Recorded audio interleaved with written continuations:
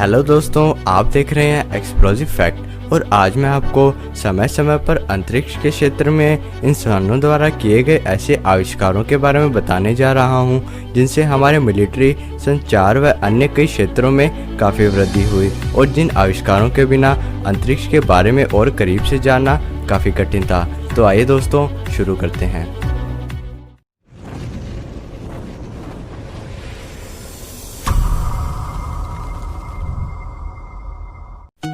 Invention number 5, first artificial satellite यानी मानव द्वारा बनाया गया पहला उपग्रह। सर्वप्रथम सोवियत संघ ने, जिसे रूस के नाम से जाना जाता है, अंतरिक्ष में पहुंचने के लिए एक लंबी छलांग लगाई, जिस कारण अमेरिका जैसे विकसित देश भी अचंभे में पड़ गए। रूस के द्वारा 1957 में मानव द्वारा निर्मित पहला उपग्रह स्पुतनिक 1 का निर्माण किया गया था, जिसका आकार एक बड़ी बीच बॉल जितना था, जिसे 4 अक्टूबर 1957 को पृथ्वी की निचली कक्षा में भेजा गया था। यह उपग्रह 96 मिनट में पृथ्वी का एक चक्कर पूरा करता था, जो 21 दिनों तक पृथ्वी पर अलग अलग जानकारी के सिग्नल भेजता रहा। पूर्ण रूप से इसकी सफलता को देखते हुए उसी साल नवंबर 1947 में स्पुतनिक 2 नामक उपग्रह को अंतरिक्ष में भेजा गया, जिसमें मानव के स्थान पर उसमें डॉग लाइका नामक कुत्ते को अंतरिक्ष में भेजा गया, किंतु दुर्भाग्यवश कुछ ही घंटों में अत्यधिक दबाव व तनाव के कारण उसकी मृत्यु हो गई। इसकी असफलता को देखते हुए 1960 में रूस ने एक अन्य उपग्रह अंतरिक्ष में भेजा, जिसमें उन्होंने 2 कुत्तों, 40 चूहों व कई पौधों को अंतरिक्ष में भेजा, जिसका उद्देश्य यह जानकारी जुटाना था कि आने वाले समय में मानव को अंतरिक्ष में भेजना संभव हो पाएगा या नहीं। Invention number 4, first space probe यानी पहला ऐसा उपग्रह जिसे पृथ्वी की कक्षा से बाहर भेजा जा सकता था। 1950 के दशक के पश्चात से रूस के द्वारा अपने उपग्रहों को सफलतापूर्वक अंतरिक्ष में भेजा गया।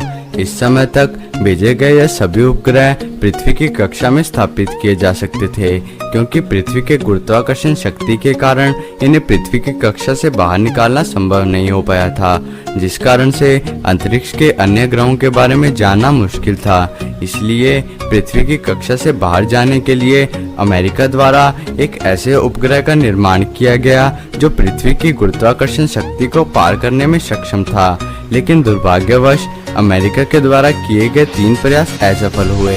इसके पश्चात रूस के द्वारा 1968 में अमेरिका की तर्ज पर ऐसे उपग्रह का निर्माण किया गया जिसे लूना 1 नाम दिया गया। यह उस समय के अनुसार इतना शक्तिशाली था कि इसे पृथ्वी के गुरुत्वाकर्षण शक्ति को पार कर चांद पर भेजना संभव हो पाया। अपने अभियान में यह उपग्रह चांद की कक्षा में स्थापित होने में भी सफल रहा। इसी को ध्यान में रखते हुए रूस के द्वारा इसके पश्चात उसी साल लूना 2 व लूना 3 को चांद पर भेजा गया व चांद की सतह पर इन्हें पहली बार सफलतापूर्वक स्थापित किया गया। इन तीनों उपग्रहों की सफलता को लूनर मिशन का नाम दिया गया। बाद में 1962 में ऐसे ही एक उपग्रह को सफलतापूर्वक वीनस यानी शुक्र ग्रह पर भेजा गया, जो कि रूस के द्वारा धरती की कक्षा से निकलकर अंतरिक्ष में एक लंबी उड़ान थी। इन्वेंशन नंबर 3, रीयूजेबल स्पेसक्राफ्ट यानी ऐसे स्पेसक्राफ्ट जिनका उपयोग बार बार किया जा सकता था।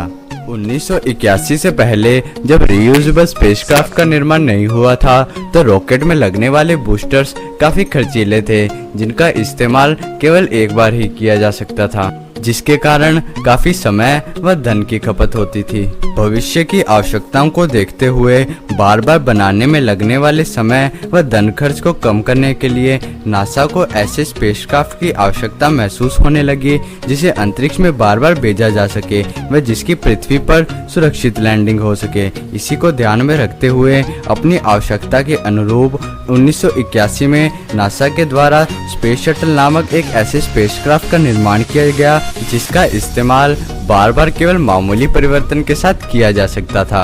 और आज के समय में सभी देश अंतरिक्ष में भेजने के लिए इसी प्रकार के रीयूजेबल स्पेसक्राफ्ट का इस्तेमाल करते हैं, ताकि वह अंतरिक्ष में जाने के पश्चात फिर से वापस आ सके व उसका इस्तेमाल दोबारा किया जा सके। इन्वेंशन नंबर 2, स्पेस स्टेशन और ऑर्बिटल स्टेशन।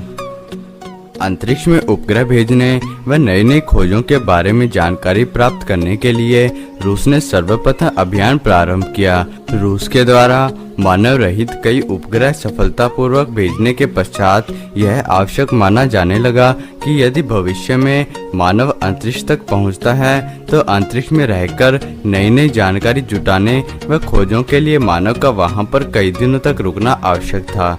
इसी आवश्यकता को ध्यान में रखते हुए अंतरिक्ष यात्रियों के रहने व बाकी सभी कार्यों को पूर्ण करने के लिए रूस ने 19 अप्रैल 1971 को पहला स्पेस स्टेशन लॉन्च किया, जिसकी लंबाई 20 मीटर व व्यास 4 मीटर था। इसे अंतरिक्ष में सफलतापूर्वक स्थापित करने के बाद रूस के द्वारा 8 बार अंतरिक्ष यात्रियों के क्रू को इस पर भेजा गया, जिसमें से 2 बार दुर्घटनावश असफलता मिली व 6 बार इस पर पहुंचकर तमाम तरह की जानकारियां जुटाना व अंतरिक्ष से संबंधित कार्य का अभियान करना सफल हो पाया। लेकिन 11 अक्टूबर 1973 को लगभग 6 माह पश्चात इसके मुख्य इंजन में ब्लास्ट होने के कारण यह नष्ट हो गया। अंतरिक्ष में पहुंचने की होड़ में 1973 में अमेरिका ने भी अपना पहला स्पेस स्टेशन स्काईलैब को सफलतापूर्वक अंतरिक्ष में भेजा। तब से लेकर अब तक कई देशों के द्वारा अपने अपने स्पेस स्टेशनों को अंतरिक्ष में स्थापित किया गया और यह प्रयास लगातार वर्तमान में भी जारी है। Invention number 1, space suit. मानव ने अंतरिक्ष में अपनी उड़ान तो 20वीं सदी के मध्य में यानी 1950 के दशक में प्रारंभ कर दी थी, लेकिन इसके बारे में सोचना उसने पहले ही आरंभ कर दिया था। साधारण कपड़ों को पहनकर अंतरिक्ष यान के माध्यम से मानव का अंतरिक्ष तक पहुंचना संभव नहीं था। इसी बात को ध्यान में रखते हुए अंतरिक्ष यात्रियों के लिए विशेष प्रकार के सूट का निर्माण किया जाने लगा। लेकिन स्पेस सूट का आविष्कार तो पहले अंतरिक्ष यात्री के स्पेस में जाने से 25 साल पहले ही कर दी गई थी।